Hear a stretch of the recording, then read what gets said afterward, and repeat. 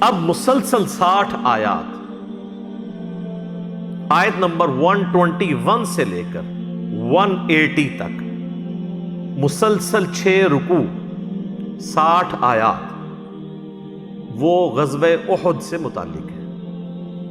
آپ یہ کہہ سکتے ہیں آج کی ڈیٹ میں کہ غزوہ احد کی کمنٹری ہے،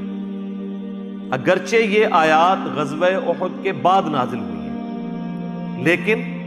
یہ آیات غزوہ احد میں جو مسلمانوں سے مس ہینڈلنگ ہوئی، جس کی وجہ سے واضح فتح جو ہے وہ شکست میں بدل گئی، مسلمانوں نے جو اپنے محبوب صلی اللہ علیہ وآلہ وسلم کی حکم عدولی کی، وہ سارے کے سارے معاملات کو اللہ تعالیٰ نے اس میں ایڈریس کیا ہے اور مستقبل کا لائے عمل بھی بتا دیا ہے، کیونکہ اللہ تعالیٰ تو دیکھ رہا تھا کہ میں نے اس مختصر سی جماعت سے رومن اور پرشین امپائرز کو الٹوانا ہے۔ اگر یہ لوکل اس طرح کی جنگوں میں اس طرح کا ڈسپلن لوز کریں گے تو وقت کی بڑی بڑی سپر پاورز کے ساتھ یہ کیسے ٹکرا سکتے ہیں اگر ان کا ڈسپلن کامل نہیں ہوگا۔ تو یہ جو سورہ آل عمران میں غزوہ احد کی لائیو کمنٹری، کسی اور جنگ کے بارے میں اس طرح کی کمنٹری نہیں آئی کہ تم نے یہ کیا، تم نے یہ کیا، سوائے ایک آپ کہہ سکتے ہیں غزوہ تبوک کے موقع پر، چونکہ وہ آپ علیہ السلام کی آخری جنگ تھی، اس کے بعد تو آپ وفات پا گئے، وہ جنگ ہو نہیں سکی۔ یہ جو ڈیٹیل مقام ہے اور کسی جنگ کے لیے نہیں آیا۔ غزوہ بدر کا بھی ہلکا سا ذکر ہے سورۃ الانفال کے اندر،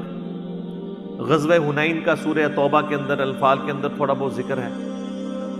غزوہ احزاب جسے ہم غزوہ خندق کہتے ہیں اس کا سورۃ الاحزاب کے اندر ذکر موجود ہے، لیکن جس شان کے ساتھ سورہ آل عمران میں یہ مسلسل 60 آیات کے اندر جتنے سخت الفاظ کے ساتھ اللہ تعالیٰ نے گرفت کی ہے، اس سے آپ کو یہ پتہ چل جائے گا کہ کتابوں کا خدا اور ہے اور بابوں کا خدا اور ہے۔ یہ ہے خدا کا تعارف کہ اللہ تعالیٰ اپنے دین کے غلبے کے اعتبار سے کسی کی بھی غلطی کو صرف نظر کرنے کے لیے تیار نہیں، معاف کر دے گا، صرف نظر نہیں کرے گا۔ پہلے ڈانٹ پلائی، تم نے یہ کیا، یہ کیا، یہ کیا، اس لیے تمہارے ساتھ یہ ہوا، اب احتیاط کرنا۔ جب تک اب ڈانٹ نہیں پلائیں گے، کسی کی غلطی ہائی لائٹ نہیں کریں گے، وہ اپنی اصلاح کیسے کر سکتا ہے؟ میٹھی میٹھی باتوں سے تو اصلاح نہیں ہوتی ہے جب تک غلطی ہائی لائٹ نہ کی جائے۔ تو اس میں غزوہ احد کی لائیو کمنٹری آئے گی، اس اعتبار سے کہ غزوہ احد کے بعد اللہ تعالیٰ نے کمنٹری کی۔ اس کی وجہ یہ ہے کہ نبی علیہ السلام تو یہ بشارت دے چکے تھے کہ اللہ تعالیٰ نے اس جنگ میں بھی ہمیں فتح ہمارا مقدر کرنی ہے، لیکن اینڈ رزلٹ یہ ہوا کہ برے طریقے سے مسلمانوں کو شکست ہوئی، اگرچہ بیچ میں فتح ہو گئی تھی۔ تو پھر اللہ تعالیٰ نے کہا کہ یہ نبی نے کوئی جھوٹا وعدہ تم سے نہیں کیا، ہم نے تو فتح دے دی تھی جس طرح اپنے پیغمبر کے ساتھ وعدہ کیا تھا، تم نے جو ہے غلطی کی جس کا خمیازہ تمہیں بھگتنا پڑا۔ اور اس میں اکثر ایک جملہ بولتا ہوں جو اللہ تعالیٰ نے مجھ پہ شرح صدر کیا کہ اگر اللہ کے نبی صلی اللہ علیہ وآلہ وسلم مسلمانوں میں موجود ہوں، اس سے بڑی تو مسلمانوں کی کوئی سعادت نہیں ہے نا۔ اس کے باوجود اگر مسلمان اللہ کی نافرمانی کریں تو اللہ نے اس چیز کی پرواہ نہیں کرنی کہ ان میں اللہ کا نبی موجود ہے، اس غلطی کا، اس نافرمانی کا خمیازہ بھگتنا پڑے گا، حتیٰ کہ خود نبی صلی اللہ علیہ وآلہ وسلم کے بھی دانت شہید ہو گئے۔ آپ کی تو کوئی غلطی نہیں تھی، اور آج جب کہ اللہ کے نبی ہم میں موجود نہیں ہیں، ہم نبی صلی اللہ علیہ وآلہ وسلم کی اعلانیہ نافرمانیاں کریں، ہمیں ان دعاؤں کا وہ حصہ بھی میسر نہیں ہے جو صحابہ کو ڈائریکٹ میسر تھا۔ آج اگر ہم اللہ کے نبی کے خلاف چلتے ہیں تو مجھے بتائیں اللہ تعالیٰ ایسی کی تیسی نہیں پھیرے گا ہماری؟ جبکہ دنیا میں اللہ کے نبی موجود تھے اور ان کامل الایمان مومنین نے اللہ کے نبی علیہ السلام کی نافرمانی کی تو اللہ تعالیٰ نے اپنے نبی کی بھی پرواہ نہیں کی، اس فتح کو شکست میں بدل دیا۔ یہ ہے اللہ تعالیٰ کا رول، جو میں اکثر کہتا ہوں کہ اللہ کے ساتھ کسی کی کوئی رشتہ داری نہیں ہے۔ نبی کے ساتھ رشتہ داری آپ کی ہو سکتی ہے، میری ہو سکتی ہے، اللہ کا تو کوئی رشتہ دار نہیں ہے، وہ تو لم یلد ولم یولد ہے، اور وہ غنی ہے، بے پرواہ ہے، اسے کسی کی کوئی پرواہ نہیں ہے۔ یہ بڑا کریٹیکل ایشو ہے۔ تو یہ غزوہ احد کی یہ کمنٹری ایک قرآن حکیم میں بڑا انٹرسٹنگ ٹاپک ہے اس وقت کے حالات و واقعات کو سمجھنے کے لیے، اور پھر اس کی روشنی میں آج کے مسلمانوں کو بھی دیکھنے کی ضرورت ہے کہ وہ کہاں پہ کھڑے ہیں۔ اس کا پس منظر یہ ہے کہ آپ کو پتہ ہے کہ 2 ہجری کے اندر غزوہ بدر ہوئی تھی، جو سورۃ الانفال میں ڈیٹیل سے آئے گا کہ اللہ نے اپنے نبی کے ساتھ وعدہ کیا تھا کہ 2 لشکروں میں سے ایک لشکر تمہیں میں دے دوں گا۔ ایک ابو سفیان کا لشکر تھا جو کہ شام سے تجارت کرنے کے بعد مکے واپس آ رہا تھا، اور ظاہر ہے کہ مکے والوں نے مسلمانوں کی جدادیں وہاں پہ قبضہ کر لی تھی، اس کے بدلے میں مسلمانوں کو اجازت دی گئی کہ اب ان کا مال بھی تم لوٹ سکتے ہو بدلے کے طور پہ، قصاص۔ اس لیے مسلمان جو ہیں وہ جب ایک نہتے لشکر کو لوٹنے کے لیے گھر سے نکلے تو ظاہر ہے جس کے ہاتھ میں کوئی ڈنڈا تھا، کوئی کسی کے ہاتھ میں کوئی چھڑی تھی، وہ لے کے نکلا۔ تلواروں سے تو نکلے نہیں تھے کیونکہ وہ لشکر تو ایک تجارتی قافلہ تھا جس کے اندر تلواریں وغیرہ تو نہیں ہوتی تھی، لیکن راستے میں اللہ تعالیٰ نے فیصلہ کر دیا کہ بھئی یہ تو ہم اب تمہیں جو ہے وہ کہیں اور تمہاری ٹکر کروائیں گے اور حق کا حق ہونا ظاہر کریں گے۔ ابو سفیان کو یہ جب بات پتہ چل گئی کہ اس طرح مسلمان ہمارے لشکر کو لوٹ سکتے ہیں تو اس نے اپنا راستہ بدل لیا، اور پیرلل میں اس نے ایک قاصد بھجوا دیا مکہ شریف کے تمہارے تجارتی قافلے کو خطرہ ہے، کیونکہ ساری روزی روٹی اسی کے ساتھ جڑی ہوئی تھی ان کی۔ وہ سارے اپنا جو سامان دیتے تھے وہ بیچ کے شام میں، اور اس سے وہ پیسے یا اس کے بارٹر سسٹم تھا اس کے متبادل اور چیزیں لے کے آتے تھے۔ تو انہوں نے اپنے قافلے کے بچاؤ کے لیے پوری تیاری کر کے 1000 کا لشکر کیل کانٹے سے لیس، اسلحے سے لیس لے آئے، اور یہاں مسلمان نہاتے تھے۔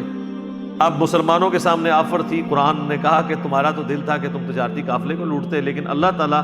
ان 313 نہتے مسلمانوں کو ٹکروانا چاہتا تھا ان 1000 اسلحے سے لیس لوگوں کے ساتھ، تاکہ اللہ تعالیٰ اسے یوم الفرقان، حق اور باطل کی جیت کا جو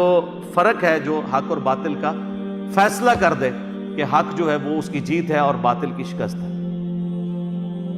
یہ نہیں تھا کہ وہ بالکل ہی اتنے گئے گزرے تھے کہ وہ بیچارے ایک تلوار بھی گھر سے نہیں لا سکتے تھے۔ یہ جو ہمارا پریزنٹ کیا جاتا ہے نا کہ وہ شاید وہ بہت غریب تھے، وہ پیچھے ریزن یہ تھی کہ وہ جو تلواریں ان کے پاس نہیں تھی، کیونکہ وہ اس نیت سے تو گئے نہیں تھے۔ تو غیبی مدد آئی اور اللہ تعالیٰ نے فرشتوں کے ذریعے ان کے لشکر کو ملیا میٹ کیا۔ اب اس چیز کا غصہ ان کے اندر موجود تھا، کیونکہ عرب کے لوگ اتنے جنگجو اور قریش کے لوگ جنگجو، اور پھر ان کی ایک عزت، پورے عرب میں ان کا قافلہ کوئی لوٹتا نہیں تھا کہ یہ کعبے کے متولی ہیں، گدی نشین ہیں، خانقاہ نشین ہیں، اور مختلف قبائل کے بت بھی خانہ کعبے میں رکھے ہوتے تھے۔ ان کو یہ بھی ڈر ہوتا تھا کہ اگر ہم نے ان کا قافلہ لوٹا تو یہ ہمارے بت اٹھا کے، ہمارے خداؤں کو، بزرگان دین کو اٹھا کے باہر پھینک دیں گے، تو ہمارے بزرگوں کی یہ توہین کر دیں گے۔ تو وہ اس ڈر سے قافلے نہیں تھے قریش کے لوٹے جاتے، یعنی یہ شاہی خاندان تھا پورے عرب کے اندر۔ اب اس شاہی خاندان کی اس طرح مٹی پلید ہو نہتے مسلمانوں کے ہاتھوں، جو خود بھی قریش میں سے تھے، مسلمان بھی ظاہر ہے قریش میں سے تھے، مہاجرین، تو اس شکست کا بدلہ وہ لینا چاہتے تھے۔ 70 بڑے بڑے سردار ان کے قتل ہو گئے تھے، جس میں ٹاپ آف دا لسٹ ابو جہل بھی مارا گیا تھا بدر کے اندر۔ مکے کا کوئی گھر ایسا نہیں بچا تھا جس میں کوئی میت نہ ہو۔ 1 سال انہوں نے پوری تیاری کی کہ ہم نے یہ بدلہ اتارنا ہے۔ 3 ہجری میں پھر وہ بدلہ اتارنے کے لیے پوری تیاری کے ساتھ 3000 کا لشکر لے کے آئے وہ، اور اس دفعہ وہ آتے ہوئے عورتوں اور بچوں کو بھی ساتھ لے کے آئے کہ اگر ہم بھاگنے لگے تو ہمیں اس چیز کا ڈر ہوگا کہ ہمارے بچے اور ہماری عورتیں مسلمانوں کے ہاتھ لگ جائیں گی، تو ہمیں اس غیرت کی وجہ سے جان تو ہم دے دیں گے لیکن ہم پیچھے نہیں ہٹیں گے۔ اور اس دفعہ ان کے لشکر میں حضرت خالد بن ولید بھی شامل تھے، جو غزوہ بدر میں شامل نہیں ہو سکے تھے کیونکہ ابو جہل نے انہیں پیچھے مکے کے اندر سردار کے نائب کے طور پہ چھوڑا تھا، اور ابو جہل چونکہ اب مارا جا چکا تھا، اس دفعہ لشکر کی سربراہی جو ہے وہ ابو سفیان کے ذمے آئی۔ اب یہ اللہ کا کرنا ہے کہ بعد میں حضرت ابو سفیان نے بھی، حضرت خالد بن ولید نے بھی، دونوں نے اسلام قبول کر لیا رضی اللہ عنہما وعلیہم السلام۔ تو لیکن اس وقت تک ظاہر ہے کہ اسلام دشمنی ان میں موجود تھی، بلکہ بدر کے اندر ہی صرف ابو جہل آیا، باقی جتنے جنگیں مشرکین عرب کے ساتھ مسلمانوں کی ہوئی ہیں، ایک غزوہ حنین کو چھوڑ دیں آپ، باقی سب میں لیڈر جو ہے وہ کفار کی طرف سے ابو سفیان ہی تھا، چاہے وہ احد ہو، چاہے خندق ہو، یا صلح حدیبیہ والا ایشو ہو، تو اب وہ بدلہ لینے کے لیے آ رہے تھے۔ اب مسلمانوں میں یہاں پہ مشورہ شروع ہو گیا۔ اب نبی صلی اللہ علیہ وآلہ وسلم کی ذاتی خواہش یہی تھی کہ ہمیں مدینے کے اندر رہ کے نا مدینے کا دفاع کرنا چاہیے، جس طرح کہ بعد میں غزوہ خندق کے موقع پر کیا۔ چونکہ میثاق مدینہ بھی یہودیوں سے ہوا تھا، تو ہمیں ایک عددی برتری بھی حاصل ہو جائے گی کہ مدینے پہ اگر مشرکین عرب نے حملہ کیا تو یہودی بھی ہمارے ساتھ مل کر ہمارا ساتھ دیں گے، کیونکہ وہ معاہدے کے اندر تو بندھے ہوئے تھے، اور اگر ہم باہر نکلتے ہیں تو پھر ہمیں یہ مدد حاصل نہیں ہوگی۔ لیکن جو لوگ غزوہ بدر کے بعد انصار مدینہ نوجوان لڑکے مسلمان ہوئے تھے، وہ تو ابھی اس شہادت کے جذبے کے ساتھ سرشار تھے۔ وہ کہتے ہیں جی ہم نے کیوں اندر رہنا ہے، ہم نے تو باہر نکل کے لڑیں گے ایسی کی تیسی ان کافروں کی، ہم تو جان دینے کے لیے تیار ہیں۔ تو نبی صلی اللہ علیہ وآلہ وسلم نے کثرت رائے کی وجہ سے یہی فیصلہ کیا کہ ٹھیک ہے، اب اگر یہ اکثریت کا یہی فیصلہ ہے تو ٹھیک ہے، میں اسی کو مانتا ہوں۔ اسلام میں یعنی اس اعتبار سے حلال کے دائرے میں تو جمہوریت ہی دیکھی جائے گی، حلال کے دائرے میں، حرام کے معاملے میں دیکھا جائے گا اللہ کا حکم کیا ہے۔ تو اب یہ دونوں حلال تھے، یا مکے کے مدینے کے اندر رہ کے دفاع کرتے یا باہر، تو اب اکثریت کی رائے تھی باہر، تو آپ نے فرمایا ٹھیک ہے۔ بہرحال یہ اب پہلا موقع تھا کہ نبی علیہ السلام اپنے گھر سے زرہ پہن کے نکلے، تو یعنی صحابہ کو ہی پتہ چل گیا کہ یہ معاملہ کوئی زیادہ سخت ہونے والا ہے۔ آپ نے یعنی خود بھی پہنا، وہ جو سر پہ وہ لوہے کی ٹوپی پہنی جاتی ہے، اور پھر نبی علیہ السلام کو صحیح بخاری میں آتا ہے خواب بھی دکھا دیا گیا تھا کہ آپ کے سامنے ایک گائے ذبح ہو رہی ہے جس کا کافی زیادہ خون نکلا ہے، تو آپ کو یہ پتہ چل گیا تھا کہ میرے کافی سارے اصحاب اس میں شہید ہو جائیں گے۔ لیکن ظاہر ہے کہ اللہ کی تقدیر کو تو کوئی نہیں ٹال سکتا نا۔ تو نبی علیہ السلام باہر نکلے۔ اب آپ باہر جو ہے مورچوں میں مختلف جگہ پہ مختلف لوگوں کی ڈیوٹیاں لگا رہے تھے۔ تو اب یہاں سے یہ وہ اس واقعے کا آغاز سورہ آل عمران کی آیت نمبر 121 سے ہوگا کہ آپ مورچوں کے اوپر ڈیوٹی لگا رہے تھے کہ فلاں نے اس جگہ رہنا ہے، فلاں نے اس جگہ رہنا ہے، اور اس طریقے سے اس معاملے کو لے کے چلنا ہے۔ صحیح بخاری میں ڈیٹیل آتی ہے، قرآن میں بھی اس کا ذکر آ جائے گا آگے چل کے، کہ ایک کرٹیکل درہ تھا، پہاڑی چوٹی تھی،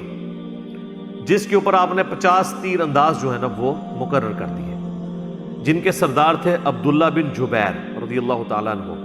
صحیح بخاری میں آتا ہے نبی علیہ السلام نے ان 50 لوگوں کو یہ وصیت کی تھی کہ تم اگر یہ دیکھو کہ چیل کوے بھی ہماری لاشوں کی بوٹیاں اٹھا کے لے کے جا رہے ہیں، تب بھی تم نے اس پہاڑی سے نیچے نہیں اترنا جب تک میں تمہیں حکم نہ دوں۔ اب اس سے زیادہ تو کوئی نہیں سمجھا سکتا نا کسی کو کہ جو مرضی ہو جائے تم نے یہ درہ نہیں چھوڑنا۔ آخری یہی ہو سکتا تھا نا کہ مسلمانوں کو شکست ہو جاتی اور مسلمانوں کی مدد کے لیے وہ درہ چھوڑتے، آپ فرمایا تم نے تب بھی نہیں چھوڑنا۔ لیکن وہی ہوا کہ جب جنگ میں مسلمانوں کا پلڑا بھاری ہوا تو کافر میدان جنگ چھوڑ کے بھاگ گئے، اور مسلمان جو ہے وہ ان کا پیچھا کرنا شروع ہو گئے، مال غنیمت جمع ہونا شروع ہو گیا۔ قرآن میں بھی اس کا ذکر آئے گا، بخاری میں ڈیٹیل کے ساتھ موجود ہے۔ تو وہ جو 50 تیر انداز تھے نا، انہوں نے وہ پہاڑی جو چوٹی تھی، وہ آج بھی آپ غزوہ احد کے شہداء کا جو قبرستان ہے اس کے پاس وہ آج بھی درہ موجود ہے۔ وہ پہاڑی چوٹی جو ہے چھوٹی سی، اس پہ میں خود بھی چڑھا ہوں، آپ چڑھ سکتے ہیں، اتنی اونچی نہیں ہے۔ وہ انہوں نے چھوڑ دیا، اگرچہ جو ان کے لیڈر تھے عبداللہ ابن جبیر وہ چیختے رہے کہ اللہ کے نبی نے منع کیا تھا، صرف 15 بندے اس کے ساتھ رہے، باقی 35 لوگ جو ہیں مال غنیمت جمع کرنا شروع ہو گئے۔ اور انہوں نے یہ اجتہاد کیا کہ یہ جو حضور نے فرمایا تھا تو اس صورت میں تھا جب مسلمانوں کو شکست ہوتی ہے، اب تو ہمیں فتح ہو گئی ہے، یعنی اپنی طرف سے اجتہاد کر لیا، حالانکہ حضور نے فرمایا تھا میرے حکم کا انتظار کرنا ہے۔ اس سے پتہ چلا کہ اجتہاد اگر صحابہ بھی کریں اور وہ کتاب و سنت سے ٹکرائے تو اس کی کوئی اہمیت نہیں ہے، تو بابے تو اپنے بوجھ سنبھال کے رکھو، تو بزرگ بھی بوجھ سنبھال کے رکھو۔ اچھا، اب وہی ہوا، خالد ابن ولید کی عقابی نظروں نے یہ دیکھ لیا، کیونکہ وہ تھے کیولری کے سردار، یعنی ایک تو پیدل فوج ہوتی ہے نا، ایک گھوڑوں والی فوج، وہ تھے گھوڑوں والی فوج کے اوپر، اور یہاں سے یہ سارے ان کی فوج جب بھاگ کے جا رہی تھی کہ بھئی ہم تو شکست کھا گئے، انہوں نے جب دیکھا نا کہ اس نے درہ چھوڑ دیا ہے، اور ان کو یہ پتا تھا کہ اس پہاڑی کے پچھلی سائڈ کے اوپر راستہ ہے، پیچھے سے لا کے ہم ان پہ حملہ کریں تو مسلمانوں کی فوج کو ہم سینڈوچ بنا دیں گے، اس طرف سے کیولری کا حملہ ہو جائے گا، یعنی گھوڑوں کے اوپر، ادھر سے آلریڈی ہماری فوج موجود ہے جو بھاگ رہی ہے، تو ان کو ہم جو ہے نا وہ دونوں فوجوں کے درمیان ان کو پیس دیں گے۔ بس وہی ہوا، خالد بن ولید نے آ کے نا اس پہاڑی کے پیچھے سے حملہ کیا۔ اب ظاہر ہے کہ مسلمان تو ابھی وہ تو سامان سمیٹ رہے تھے کافروں کا مال غنیمت، وہ تو ریڈی بھی نہیں تھے، پیچھے سے حملہ ہو گیا، اور اس میں ایسی بھگدڑ مچی کہ صحیح بخاری میں آتا ہے کہ بعض صحابہ بھی صحابہ کے ہاتھوں قتل ہو گئے اس جس میں فرینڈلی فائرنگ کے اندر، جس میں حضرت جابر بن عبداللہ کے والد بھی شہید ہو گئے تھے، ان کو مسلمانوں نے ہی مار دیا، ایسی بھگدڑ مچی۔ اور اس کا ایفیکٹ ہوا کہ حضرت حمزہ بھی شہید ہو گئے جو کہ آرمی چیف تھے مسلمانوں کے۔ پھر ان کی لاش کا مسئلہ کیا گیا۔ ہند جو ابو سفیان کی بیوی تھی، چونکہ غزوہ بدر میں ابو سفیان کی بیوی کا بھائی اور اس کا باپ عتبہ بن ربیعہ اور بھائی اس کا ولید بن عتبہ، یہ سب لوگ، اور چچا، یہ سب لوگ مرے ہوئے تھے۔ یہ سب کچھ جناب عمر سیریز کے اندر انہوں نے فلمایا ہے، آپ کو جناب وہ غزوہ احد کے موقع پہ انہوں نے پہنچا دیا۔ اردو ڈبنگ کے ساتھ بھی ہماری ویب سائٹ ahlsunnatpak.com کے اوپر رکھی ہوئی ہے، آپ ڈاؤن لوڈ کر کے اسے ضرور دیکھیں۔ تو اس نے وہ کلیجہ چبایا اور مسئلہ کیا لاش کا، اور مسلمانوں کو ظاہر ایک تکلیف پہنچی۔ مدینے کا کوئی گھر نہیں تھا جس میں کوئی میت نہ ہو، اتنے مسلمان شہید ہو گئے انصار مدینہ۔ مسلمانوں کے حوصلے پست ہو گئے کہ جی کدھر بدر کی کامیابی اور کدھر احد کے اندر اتنی شکست، کہ سب سے بڑھ کر کے اللہ کے نبی علیہ السلام کی بھی شہادت کی خبر مشہور ہو گئی، قرآن میں اس کا بھی ذکر آئے گا۔ حتیٰ کہ کئی صحابوں نے تلواریں پھینک دی کہ اب تو حضور ہی فوت ہو گئے، اب ہم نے کس کے لیے لڑنا ہے؟ تو اللہ نے فرمایا کہ بھئی نبی تو پہلے بھی گزرے ہیں، اگر نبی علیہ السلام فوت ہو جائیں یا جنگ میں قتل کر دیے جائیں تو کیا تم اپنے دین سے الٹے قدم پھر جاؤ گے؟ ایسا تو نہیں ہے، اللہ تعالیٰ تو زندہ ہے اور اس کے دین کو لے کے چلنا ہے۔ اللہ تعالیٰ کا دین نبیوں کا محتاج تو نہیں ہے، نبی تو آئے اور چلے گئے، دین تو ہمیشہ رہنا ہے۔ تو نبی علیہ السلام کے 4 مبارک دان یہ شہید ہو گئے، کیونکہ آپ پہ ایسا حملہ ہوا کہ وہ آپ کا اپنا جو خود اوپر وہ لوہے کی ٹوپی پہنی تھی، اس کے کنگرے جو ہے نا یوں اندر گال سے اندر چلے گئے، یہ دانت ٹوٹ گئے، اور اتنا خون بہا کہ صحابہ کو لگا کہ بھئی حضور تو فوت ہو گئے۔ پھر بخاری مسلم میں آتا ہے کہ حضرت علی اور حضرت فاطمہ نے حضور کا زخم دھویا، اور حضرت علی ڈھال کو الٹا کر کے اس میں پانی لے کے آئے، حضرت فاطمہ نے زخم دھویا، پھر حضرت فاطمہ نے سلام اللہ علیہا جب خون نہیں رکتا تھا تو انہوں نے ایک کپڑا جلا کے کاٹن کا اس کی راکھ رکھی، اس سے خون رکا، پھر آہستہ آہستہ یعنی معاملات سیدھے ہوئے۔ اسی دوران حضرت طلحہ جو ہیں وہ اپنے ہاتھوں کے اوپر وہ تیر روکتے رہے جو نبی علیہ السلام کی طرف آ رہے تھے، ان کے ہاتھ جو ہے وہ ایک شل ہو گیا، پوری زندگی ان کا ایک ہاتھ یعنی ان کا نہیں تھا، اسی میں ہی ہوا اور جنت کما لی انہوں نے۔ اسی طریقے سے کئی انصاری صحابہ جو ہیں وہ حضور کو بچاتے بچاتے شہید ہو گئے یکے بعد دیگرے۔ اور پھر اسی دوران نبی علیہ السلام نے اور چند اصحاب نے جو آپ کے ساتھ تھے، حضرت ابوبکر، عمر، عثمان تو نہیں تھے، حضرت عثمان تو اس بھگدڑ میں جو ہے وہ فتنے کا شکار ہو گئے، فتنہ پنجابی والا نہیں، عربی والا، آزمائش کا۔ حضرت ابوبکر، عمر اور علی اور باقی چند سینئر صحابہ 12 کے قریب جو تھے حضور کے ساتھ تھے۔ تو پھر آپ پہاڑ کی طرف چڑھ گئے، اور ادھر خالد بن ولید تو کہنے لگا کہ بھئی اب کام ان کا ختم ہی کر جائیں تاکہ مسئلہ ختم ہو جائے۔ ابو سفیان نے کہا کہ نہیں، یہ پہاڑ کے اوپر ہے، ہم اگر ان کا پیچھا کریں گے، یہ اوپر سے صرف پتھر بھی مارنا شروع کریں تو ہمیں نقصان ہو سکتا ہے، ہم نے بدلہ لینا تھا، لے لیا۔ تو پھر وہ واپس چلے گئے۔ پھر حضور علیہ السلام نے صحیح بخاری میں آتا ہے بعض اصحاب کو پیچھے بھیجا کہ تم نے جا کے اب ان کا تعاقب کرنا ہے، ایسا نہ ہو یہ پھر پلٹ کے واپس آ جائیں۔ تو اور یہ بھی ایک بہادری کی علامت تھی۔ پھر وہ پیچھا کرنے والے اصحاب میں بڑے بڑے صحاب حضرت علی اور باقی لوگ تھے جو پیچھے تک گئے، ان کے لیے بھی قرآن میں پھر اللہ تعالیٰ کی طرف سے آیا کہ یہ لوگ تھے جنہوں نے حضور کا ساتھ دیا اور کافروں پہ رعب ڈال دیا، پھر وہ واپس مڑ کے انہوں نے دیکھا نہیں ہے۔ اور بہرحال اس میں کئی غلطیاں ہوئیں جس کا خمیازہ پھر مسلمانوں کو بھگتنا پڑا، حتیٰ کہ جو حضور علیہ السلام کے دانت شہید ہوئے اس وقت آپ علیہ السلام کی مبارک زبان سے بھی ایک بات نکلی کہ اللہ ایسی قوم کو کیسے ہدایت دے سکتا ہے جنہوں نے اپنے نبی کا چہرہ خون سے رنگ دیا۔ تو اللہ تعالیٰ نے سب سے پہلے جب گرفت فرمائی تو اپنے محبوب کے اوپر فرمائی لیس لک من الامر شیء، اے نبی آپ کو کوئی اختیار نہیں ہے کسی معاملے میں، اللہ چاہے تو ان کو معاف بھی کر دے۔ اور وہی خالد بن ولید جس کی وجہ سے حضور کے داں شہید ہوئے، اسی مبارک زبان سے خالد بن ولید کے لیے سیف اللہ کا لقب ملا اور وہ مسلمان بھی ہو گئے۔ تو یہ سارا میں نے ایک بلو پرنٹ آپ کے سامنے رکھ دیا ہے۔ اب آپ یہ آیات ہم جلدی جلدی کور کریں گے تو آپ کو اندازہ ہو جائے گا کہ میں نے جتنی باتیں بتائی ہیں آلموسٹ اس میں سکیٹرڈ فارم میں موجود ہیں۔ بہرحال اس میں ایک بہت بڑا اور واقعہ بھی ہوا تھا کہ عبداللہ ابن ابی جو منافق تھا وہ اپنے ساتھ لشکر لے کے الگ ہو گیا بیچ میں سے۔ مسلمان یعنی جو ان میں سے آپ سمجھ لیں کہ ان کی ایک اعتبار سے کمر ہی ٹوٹ گئی، ٹھیک ہے، کہ وہ اپنے لوگوں کو لے کے سائیڈ پہ ہو گیا۔ تو